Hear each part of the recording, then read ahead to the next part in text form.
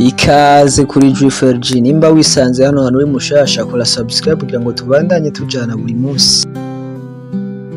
Nimba bikoze uri umuntu w'agaciro kuri twebwe ikaze. Uyu munsi tugiye kurabira hamwe amwe mu makosa canke bimwe mu bintu utokora mu gihe uhuye n'umuntu mwahoze mukundana bamwe twita aba ex. Akenshi ukunda gusanga iyo umuntu atandukanye n'uwundi bahoze bari mu rukundo hariho inyifato yifata iyo ahuye n'uwo muntu canke hari ukuntu yitwara, ugasanga uko kuntu yitwara vyeretse uwo bahora bakundana yuko hari icyahindutse kuri we canke yaramufitiye agaciro ku buryo itandukana ryabo ryamukozeko cyane. Rero uyu munsi tugiye kurabira hamwe bimwe mu bintu bine ushobora gukora canke ingene ushobora kwifata mu gihe uhuye n'umu ex wawe mwahoze mukundana canke urukundo rwa cane. Shakane kiraza gutangaza cyane, ugumane natwe ikaze. Ikintu ca mbere ukwiye gukora mu gihuye narakundanye murahebanye haheze igihe kirekire mutarasubira kubonana murasubiye murahuye, ikintu ca mbere ukwiye gukora kumwereka ko bitakubabaje. Akenshi ukunda gusanga iyo umuntu mwari mukundanye ugasanga mugatandukana kwera ingorane zinizi canke ivyo mutahurije ko iyo musubiye guhura ucumwereka yuko uvyimvye ukacuvyimba ukacumwereka yuko yakubabaje vya hatari ukacumwereka yuko urumva hari bitagenze neza ku buryo usanga muhuye umenga ntiwona twenga canke ntiwona vuka menga yakwiciye umuntu. Akenshi uritwaye muri burya buryo bituma uwo muntu mwakundanye avuga ati uriya muntu koko naramubabaje, kandi abantu benshi tuba turi proud yo kubona umuntu twahoze dukundana ababaye. Akenshi uzosanga ikintu ca mbere kibabaza abantu aba ex nukubona umu ex wawe mwakundanye ateye imbere, muratandukanye aciye atera imbere swate ku muhungu aciyaronka amafaranga, ku mukobwa naho aciye aba mwiza gusumba uko yari ameze mugikundana. Iki kintu kirababaza cyane kubona umuntu mwara mukundana ateye imbere canke abaye mwiza. Rero mu gihe uhuye n'uwo muntu bwa mbere mwereke yuko nkaho atacabaye inyuma yuko yavuye mu buzima bwawe, ubuzima bwakomeje ugitwenga marige naho wowe ubara ku mutima mugabo mu maso yiwe ntuzo kuri kosa ryo kuririra mu maso y'ushaka kurira. Zokwifate utwenge nawe nyene bizotuma nawe yibaza impamvu ati mbe burya twari dukundanye nije nababaye canke niwe yababaye. Usange nawe kamugiyemo ati gute yishimye utaryohewe kandi nanje mbabaye ku mutima. Iki igihano ca mbere ushobora guha umuntu mwakundanye no kumwereka yuko iminsi yose mwagendanye mukanatandukana ataco bivuze kuri wewe. Iki kizomukorako cane kandi kizotuma yibaza byinshi kuri wewe. Ikindi kintu ca kabiri utazokora canke irindi kosa udakwiye gukora uhuye n'umuntu mwahora mukundana kera ari we ex, ntuzomwereke yuko umushuhiye. Hari ukuntu umuntu umwe mwarakundanye mugatandukana nabi hanyuma hahera igihe kirekire mukongera mugahura. We rero kubera yuko haheze igihe kirekire ukaca ushaka kongera kumwereka yuko umushuhiye nka kera nkuko vyahoze, ukibagira ibihe bibi mwaciyemo canke ukuntu mwatandukanye.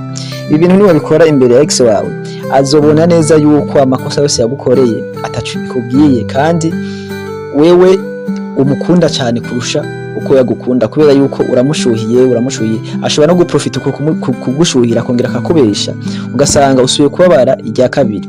Akenshi abahinga bavuga yuko iyo umuntu akubeshe rimwe ntaco bitwaye, ivyo birumvikana, ariko iyo umuntu akubeshe irya kabiri wewe niwe wabigizemo uruhara kugira kubeshe, kuko bitamuha umwanya ngo akubeshe ntibyari gukunda. Rero kintu ukwiye gukora iyo uhuye na ex wawe kizira kumushuhira, mwereke ko ari ibintu bisanzwe, mwereke yuko ari umuntu asanzwe atabirenze. Nawe uzogendera kwibaza ati none urya mukobwa yibona iki canke urya muhungu yibona iki ubu katakishuye nka kera.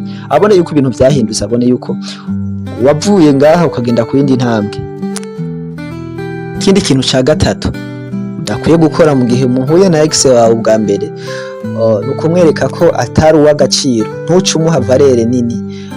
Nimba yahora umushiri wawe mwaramukundana mwahora muhura ukamuramutsa urupfasoni, ukamuramutsa nyene umuhobereye cyangwa ukamuramutsa mu bundi buryo ukamwubaha.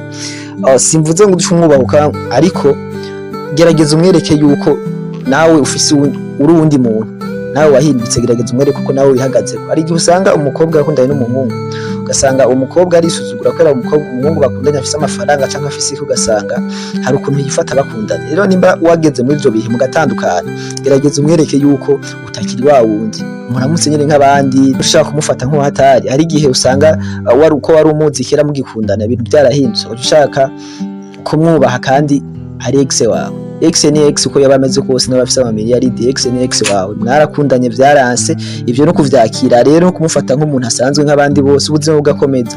Kizere ko umufata nk'ukumenga ni Imana yawe, aho oye asigara abona ati naho twahebanye aracantinya aracanyubaha. Ikindi kintu ca kane rero cyo cingira akamaro, rero murahuye na ex, muhuriye ahantu muricaye murindiye ibintu canke muri ahantu, hari igihe umuntu bamwe arakundanye ashaka kuza ngo mwicarane, ashaka kuza ngo mumarane umwanya mwongere muvugane. Iri ni kosa udakwiye gukora nimba koko wumva ko uwo muntu yakubabaje, kubera yuko niba muhundi mwanya ashobora kukubabaza ubugira kabiri, kubera yuko bavuga ngo cyakugize rimwe kirakugira n'irya kabiri, canke bavuga ngo igiti kirashobora gukora mu jisho kabiri kandi kirakishaka kuri mena. Rero nimba ufise umuntu mwakundanye ugasanga muhuriye ahantu, ugasanga ashaka kuza kuvugisha, mwima umwanya mugira ati it's okay, ni bon, ngabo hari ibindi nari ndimwo canke naringiye canke ari kumwe n'abandi, kugira ngo ibi bintu bigufashe kumwirinda. Kuko niba ushaka kumuha umwanya, karimi karacyari kakandi, amajambo aracyari yayandi, kandi ugutwi kumva kwawe kuracyari kwakunda, ashobora kugira andi majambo akakuryohera, ugasanga usuye kugwa mu mutego rya kabiri. Nimba ufise umuntu mwakundanye kandi yarakubabaje udashaka gusubirana nawe, nimwahurira ahantu ntuze umuha umwanya wo kumwumviriza, kubera yuko umuntu ashobora kukuzirika ku katsi ahubwo ati narahindutse biriya, akemera amakosa yose kugira ngo ashobore kuronka ubundi buryo ashobora kukubabazamo, cyangwa ashobore kuronka ubundi buryo ashobora kukwicira umutima. Rero nimba uhuye na ex wawe, ukora iki kintu kizogufasha, mwima umwanya, ba busy, muhuye umwereke yuko uri mu tundi tuntu nyene utari kurafatika. So mwakoze kumviriza iki kiganiro, jewe wumva ni Roy Jeff kuri Jeff Edge, mubandanye mukora subscribe, murakoze.